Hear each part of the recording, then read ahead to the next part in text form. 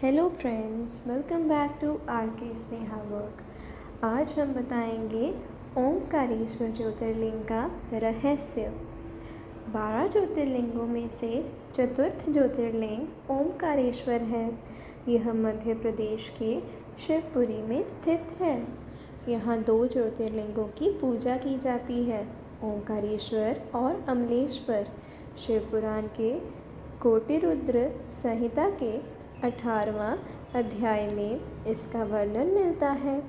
यही केवल एक ऐसा ज्योतिर्लिंग है जो नर्मदा के उत्तरी तट पर स्थित है। ऐसा कहा जाता है कि ये तट ओम के आकार का है। यहाँ प्रतिदिन अहिल्याबाई होलकर की तरफ से मिट्टी से निर्मित 18 शिवलिंग तैयार करके नर्मदा नदी में विसर्जित किए गए हैं। मंदिर की इमारत 5 मंजिला है। यह ज्योतिर्लिंग पंचमुखी है। लोगों का मानना है कि भगवान शिव तीनों लोकों को भ्रमण करके यहाँ विश्राम करते हैं। तभी रात्रि में यहाँ शिव भगवान जी की शयन आरती की जाती है। ऐसा कहा जाता है कि भक्त गणों के सारे संकट यहाँ दूर हो जाते हैं। ऐसा भी कहा जाता है कि आप चाहे सारे तीर्थ कर लें, लेकिन ओमकारेश्वर के दर्शन करे बिना अधूरे हैं।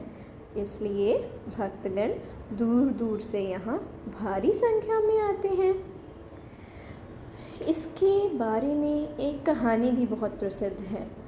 एक बार नारद जी भ्रमण करते हुए विंध्याचल पर्वत पर पहुँचे। वहाँ पर्वतराज विंध्याचल ने नारद जी का स्वागत किया और यह कहते हुए कि मैं सर्वगुण संपन्न हूँ, मेरे पास सब कुछ है, हर प्रकार की संपदा है। नारद जी के समक्ष पहुँचे।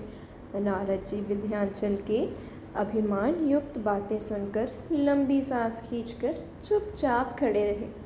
तब विंध्याचल के नारद जी से पूछा कि आपको मेरे पास कौन सी कमी दिखाई दी जिसे देखकर आपने लंबी सांस खींची। तब नारद जी ने कहा कि तुम्हारे पास सब कुछ है, किंतु तुम सुमेरु पर्वत से ऊंचे नहीं हो। उस पर्वत का भाग देवताओं के लोकों तक पहुंचा हुआ है और तुम्हारे शिखर का भाग वहां तक कभी नहीं पहुंच पाएगा। ऐसा कहकर नारद जी वहां से चले गए। लेकिन वहाँ खड़े विंध्याचल को बहुत दुख हुआ और मन ही मन शोक करने लगा। तभी उसने भगवान शिव की आराधना करने का निश्चय किया। जहाँ पर साक्षात ओमकार विद्यमान है, वहाँ पर उन्होंने शिवलिंग स्थापित किया और लगातार प्रसन्न मन से 6 महीने तक पूजा की। इस प्रकार शिव भगवान जी अति प्रसन्न हुए और वहाँ प्रकट हुए। उन्होंने विंध्य से कहा कि मैं तुमसे बहुत प्रसन्न हूँ, तुम कोई भी वरदान मांग सकते हो। तब विंध्य ने कहा कि आप सचमुच मुझसे प्रसन्न हैं, तो मुझे बुद्धि प्रदान करें जो अपने कार्य को सिद्ध करने वाले हो। तब शिव जी ने उनसे कहा कि मैं तुम्हें वर प्रदान करता हूँ कि तुम जिस प्रकार का कार्य करना चाहते हो वह सिद्ध हो। वर देने के पश्चात वहाँ कुछ देवता और ऋषि भी आ गए।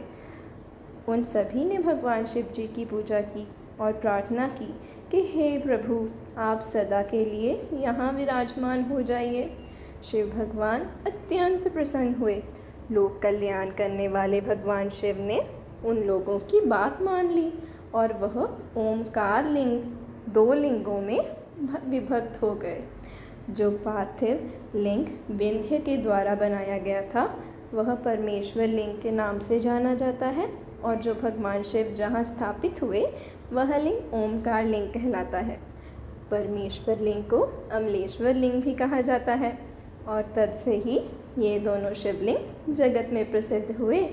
हर हर महादेव। हर हर